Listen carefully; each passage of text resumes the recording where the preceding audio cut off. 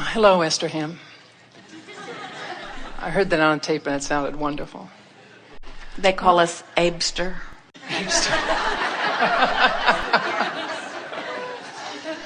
It matters not. I think I'm on my next path for the second half of my life, and I feel really excited about it. And I'm struggling with how to deliver it. Well, it's not your job, so stop struggling and let it unfold. Okay. Well, I'm Now looking get out. for some. I'm looking for some guidance in how to let it unfold. Stop fussing about it. Okay. I'm a neuropsychologist, and we've discovered enormous and wonderful things about the fact that we don't have to have dementia, that we can recover from brain injury, that we don't have to get sick, and that you don't have to look forward in your later years to either being poor or dying of some horrible disease, which are all prevailing fears that the medical profession has created and the market crashes have created in our population. So you're saying that the majority of the people who surround you and always have given the majority of their attention to the conditions that surrounded them and therefore offered a vibration, but they don't have to do that. Yes. Good. That's a very good thing to say. And I've decided to start imparting a lot of this new information about wonderful things we've discovered about the brain until you're 80, 90. It never stops growing. Of course, people don't really realize that. They think it's dying from day one because that's been what they've been told. And I've started telling it to friends of mine who are nuns, because I used to be a nun, and I decided to go and share some of this with them and see how they reacted to it. And they're thrilled because, of course, they believe. And when they hear something, they recognize it. I don't find my patients reacting the same way, especially those that don't have belief. And I'm trying to understand what it is their desire that I can relate to, that I can move, or I can share information at where they can receive it. Well, when you know what you know, so here's the desire that you are asking for that is born out of all of this. I want, you're saying to the universe, I want words, examples, and methodology to help people understand that they can have what they want. Yes. So now that desire is out there. That's a done deal. In other words, that methodology now exists in your vibrational escrow. The path for it to unfold now exists in your vibrational escrow. So now, we love giving this to you in this way. How will you know when you are moving toward this that's waiting for you in vibrational escrow and when you're not? Mm-hmm. How will you know? When I'm moving towards it, I'm loving it.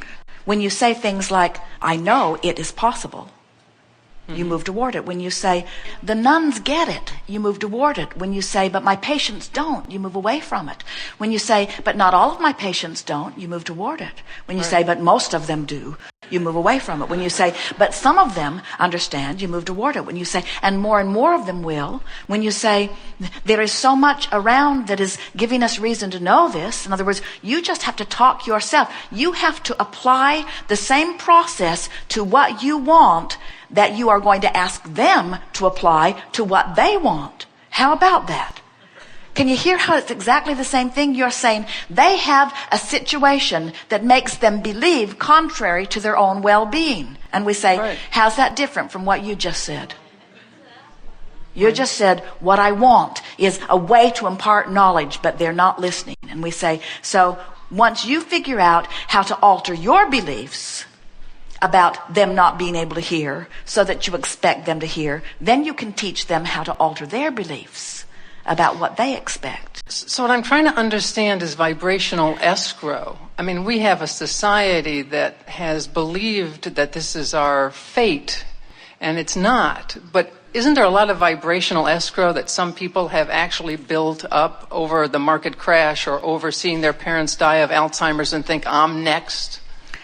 There are many beliefs that are very strong vibrations in people that are not serving them. Right. But every time they activate one by giving attention to it, they feel negative emotion. And if you can help them understand that that negative emotion is them refusing to let themselves thrive in the way that life is causing them to try to thrive, now you've got somebody who can understand. In other words, if you can help them understand the power of the direction of their own thought, you will begin to have example after example that in time the medical community can point to. We want to talk a little bit about this dementia and Alzheimer's because we want to say to you that there are people who have been resistant for a good deal of their life experience, who now, frankly, have deciphered enough of life that they are now withdrawing from it. And the dementia that they feel is not a bad thing from which they need recovery. It's their easy release into non-physical. In other words, consider this. So what they want is well-being, and what they want is to remember who they are, and what they want is wellness, and what they want is freedom, and what they've got is pain and discord. What they've got is a life that they do not enjoy anymore. And so as they withdraw their attention through the dementia from these things that have got them pointed upstream, they allow their boat to turn a little, and they allow their boat to turn a little, and they allow their boat to turn a little. And then as they stop the resistance, their boat turns and they go right into non-physical, where all that they seek is. Hadn't thought about it in that way at all, had you? No, I usually think of illness of any form as something we don't choose. Well, we are not saying that anyone would choose it, but often it's the path of least resistance. That's why people choose drugs. The drug makes them feel better because the drug causes them to defocus. And when they defocus, they stop pushing so hard in opposition and they begin going with the flow a little bit more. And so you're really onto something. We love it that you are understanding that the power of the mind is what it is, and that anyone can accomplish anything. We want everyone to understand that there is no disease that a person cannot receive full recovery from, because the disease is just the way it is so aptly named. It is opposition to ease. And when you stop the opposition to ease, the ease begins to happen right away. And we think that the thing that keeps more of you from understanding these basic laws that are so prevalent and so easy for us to discern and acknowledge. We think the thing that trips so many people up is that it doesn't feel like enough for them to just stop pointing in opposition and to get turned in the stream. They want more immediate results. And as a result, they are not happy enough in the relief that they keep finding the relief. In other words, if once you stop turning against the current and you let the stream begin to carry you, if you now know what that means, the momentum will pick up and your life will get better and better right away. But if when you turn and you feel a little relief and then you say, but it's still not enough because what I want is still so far away from me, now you turn back again. And it's that propensity, that's that human propensity that you are struggling with. It's that propensity to notice what is, and that's why we pointed out to you just now, you've got it too. That propensity to say, but this is where we now are, and this is where we want to be. And we say, you've got to be happy that you made the turn. And that has got to be enough. That's what you've got to convince people of. Let the patients that you're working on say in your own mind, and say it over and over again as you are getting ready to interact with anyone, they are where they are.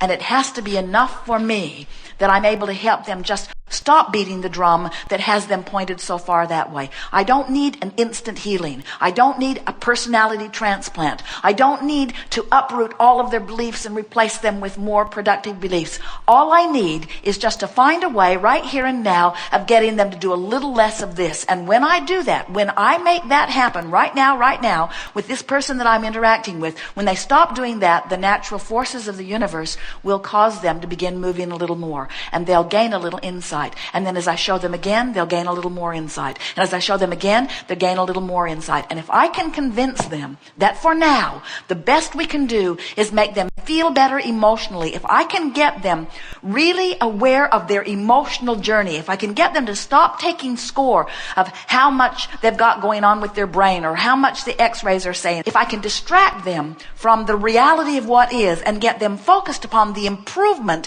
in their emotion, now I know I can help them affect real progress in their experience. And the slightest little glimpse of progress is hope. And hope's that way. I actually know exactly how to do that with brain damage, and I've been doing it for 20 years, and they end up doing things I couldn't even imagine they were going to be able to do. But dementia confuses me. That's because dementia is not that which they are intending to recover from. It is their way, their easy way into non-physical. So it really is their choice. It is the path of least resistance to get them to the full functioning being that they are. But they're at the place that they have to die to get there. Mm-hmm. Okay. That's why Esther noticed with her mother, as her mother was experiencing very powerful dementia. And at first, Esther wanted to coax her back because there were times when she was more vivid and alert and times that she just wasn't. And of course, Esther enjoyed those vivid times more. And so Esther selfishly wanted to sort of encourage that. But in time, she came to understand that that was sort of working against the bigger plan that her mother had going on. And so Esther was satisfied to allow her mother to find that way of withdrawing. Mm-hmm. Mm-hmm. There are a lot of people that are tired of living and afraid of dying. Yeah. They need dementia. Yeah. Well, on that Thank happy you. note. It actually is. Well, it's happy for us. It is. You should see the parties we have as you reemerge into non-physical. Oh, what a party it is. Oh, as someone withdraws their attention and whoosh, comes into non-physical, the first thing that happens, you should hear it. In fact, you can tune into it if you want to. Laughing, laughing, laughing, laughing, laughing, laughing, laughing, laughing, laughing, laughing, laughing, laughing, laughing. And you know what? Not us. We're not laughing. When you already know the end of the joke, it's not as funny. They're laughing because they're just figuring it out. All of that struggle for no reason whatsoever, that's a punchline. That is a punchline. They stand in amazement and they run around looking for others who have newly reemerged into non-physical. And the conversation that they have is, I just can't believe that they're making such a big hairy deal of being physical. Can you? That's what the new ones into non-physical say. All that consternation and all that struggle, when all along we had it, all along we were worthy, all along you can't get it wrong, all along we never get it done, all along the whole earth experience was for the expansion of the universe, which is inevitable, so there was no way we could fail. The worst we could do is just screw up our own life and keep ourselves from joy. That's the worst thing that could happen. That's what they say. And we're wanting you to understand that it's time to stop doing that. It's time to turn and go with the flow and be the joyful beings that you are. Because you can't get it wrong and you never get it done. And you're doing your part by being here. And it's time for you to begin enjoying and embracing the magnificent addition that you are personally, specifically offering to this expanding universe. And when you let you in on what you have accomplished, you feel fabulous. And when you deprive yourself of even a small part of it, you don't feel so good. It's just that simple. There is great love and respect and appreciation for the worthiness of that which is you. And for now, we are completely satisfied and complete.